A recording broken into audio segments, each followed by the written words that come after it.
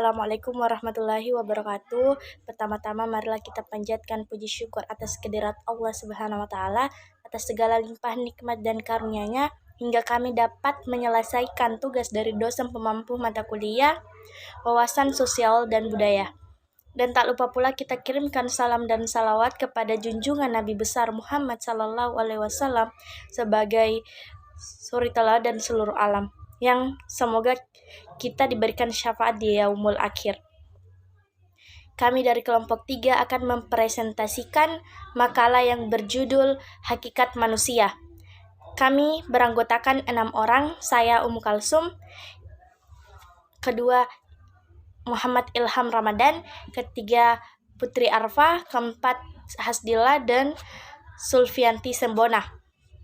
Adapun latar belakang yang kami buat yaitu hakikat manusia adalah makhluk sosial antara manusia satu dengan yang lainnya, memiliki dorongan untuk berinteraksi dan kelompok demi mencapai kepentingan dan tujuan bersama.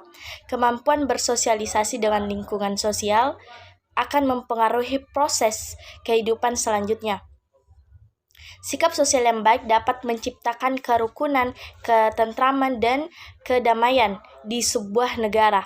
Sikap sosial yang baik juga bisa digunakan untuk memecahkan masalah.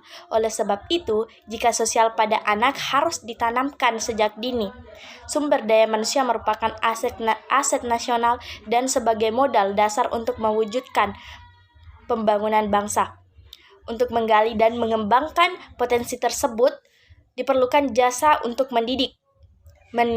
Mendidik merupakan upaya yang digunakan untuk memperoleh dan mengembangkan pengetahuan, kemampuan, dan tingkah laku seseorang.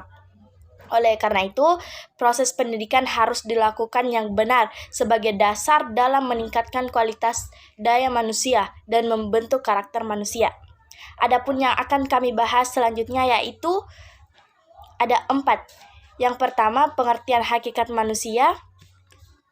Yang kedua, aspek-aspek hakikat manusia. Yang ketiga, urgensi memahami hakikat manusia. Dan terakhir, hakikat manusia dan kebudayaan yang akan dipaparkan oleh teman-teman yang lainnya.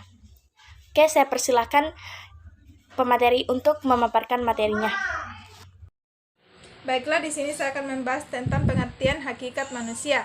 Manusia adalah makhluk bertanya. Ia mempunyai hasrat untuk mengetahui segala sesuatu atas dorongan hasrat ingin tahunya.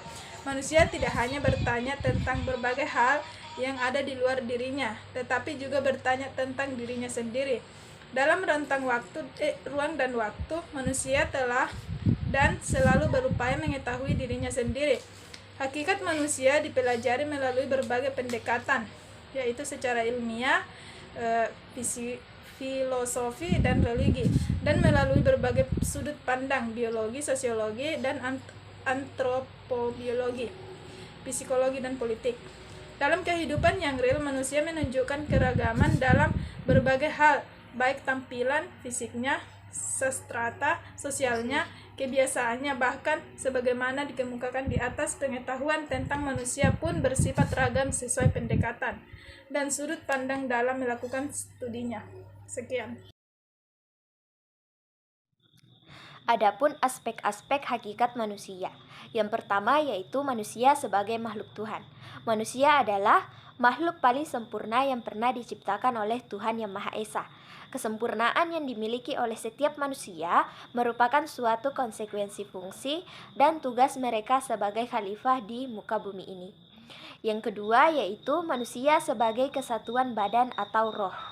Para filsuf berpendapat yang berkenaan dengan struktur metafisik manusia, terdapat 4 paham mengenai jawaban atas permasalahan tersebut, yaitu diantaranya materialisme, idealisme, dualisme, dan paham yang mengatakan bahwa manusia adalah kesatuan badan atau roh. Kemudian yang ketiga yaitu manusia sebagai makhluk individu.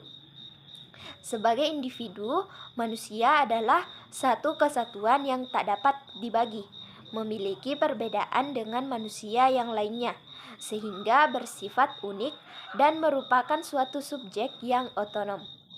Yang keempat yaitu manusia sebagai makhluk sosial. Dalam hidup bersama dengan sesamanya atau bermasyarakat, setiap individu menempati kedudukan atau status-status tertentu. Di samping itu, setiap individu mempunyai dunia dan tujuan hidupnya masing-masing. Mereka juga mempunyai dunia bersama dan tujuan hidup bersama dengan sesamanya. Selain adanya kesadaran diri, terdapat pula kesadaran sosial pada setiap manusia. Yang kelima yaitu manusia sebagai makhluk berbudaya. Manusia memiliki inisiatif dan kreatif dalam menciptakan kebudayaan, hidup berbudaya, dan membudaya. Kebudayaan bertautan dengan kehidupan manusia sepenuhnya. Kebudayaan menyangkut sesuatu yang nampak dalam bidang eksistensi setiap manusia. Yang keenam, manusia sebagai makhluk susila. Menurut Immanuel Kant, manusia memiliki aspek kesusilaan karena pada manusia terdapat rasio praktis yang memberikan perintah mutlak. Contohnya, jika kita meminjam sebuah barang milik orang lain, maka ada perintah yang mewajibkan untuk mengembalikan barang pinjaman tersebut. Dan yang ketujuh, manusia sebagai makhluk beragama. Aspek keberagamaan merupakan salah satu karakteristik esensial eksistensi manusia yang terungkap dalam bentuk pengakuan atau keyakinan akan kebenaran suatu agama yang diwujudkan dalam sikap dan perilaku. Hal ini terdapat pada manusia manapun, baik dalam rentang waktu dulu, sekarang, dan yang akan datang, maupun dalam rentang geografis tempat manusia berada. Keberagamaan menyiratkan adanya pengakuan dan pelaksanaan yang sungguh atas suatu agama. Baik, Assalamualaikum warahmatullahi wabarakatuh. Perkenalkan, nama saya Muhammad Ilham Ramadan Amran dari kelas Matematika C 22. Di sini saya akan melanjutkan materi dan rumusan masalah saya adalah urgensi hakikat manusia. Pengertian hakikat manusia. Hakikat manusia adalah makhluk yang memiliki tenaga dalam yang dapat menggerakkan hidupnya untuk memenuhi kebutuhannya. Wujud hakikat manusia yang tidak dimiliki oleh hewan. Poin A, kemampuan menyadari diri sendiri. B, kemampuan beresistensi. C, kata hati. D, memiliki moral. E, tanggung jawab. F, kebebasan atau kemerdekaan. G, hak dan kewajiban. H, kemampuan menghayati kebahagiaan. Nah, mengapa kemudian pada presentasi kelompok 3 ini mengambil tentang yang namanya urgensi hakikat manusia? Karena kata urgensi itu sendiri adalah tentang bagaimana sebab harus dilakukan, maka dari itu hakikat manusia memiliki nilai moral yang sangat tinggi di dalam sebuah kemasyarakatan. Mungkin itu saja. Baik, saya akhiri dengan ucapan wassalamualaikum warahmatullahi wabarakatuh. Oke, baik, materi selanjutnya yaitu hakikat manusia dan kebudayaan. Secara bahasa berasal dari kata manu atau Sanskerta atau mens Latin yang berarti berpikir, berakal, budi. Kemudian secara istilah manusia dapat diartikan sebagai konsep atau fakta sebuah gagasan atau realitas sebuah kelompok atau seorang individu. Kemudian akal dan pikiran yang dimiliki manusia adalah bagian dari budaya.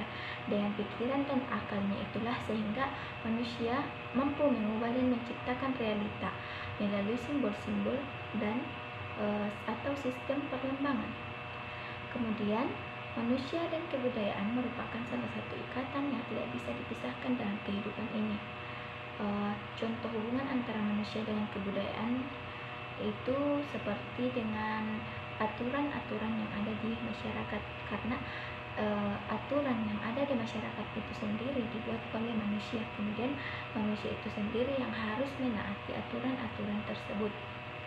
Begitu pula dengan kebudayaan yang diciptakan oleh manusia kemudian harus diikuti oleh manusia itu sendiri.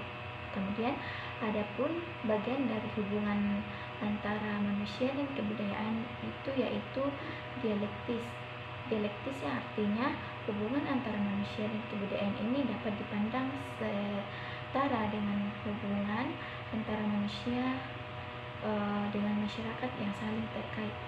Kemudian 3 tahap dialektis yaitu eksternalisasi, yaitu proses di mana manusia mengapresiasikan dirinya dengan membangun dunianya. Kemudian objektivasi, yaitu di mana manusia menjadi realitas objektif, yaitu suatu kenyataan yang terpisah dari manusia dan berhadapan dengan manusia. Kemudian internalisasi, yaitu proses di mana manusia mempelajari kembali masyarakat itu sendiri agar dia dapat berhadapan dengan masyarakat yang baik, sehingga manusia menjadi kenyataan yang dibentuk oleh masyarakat itu sendiri. Oke, sekian.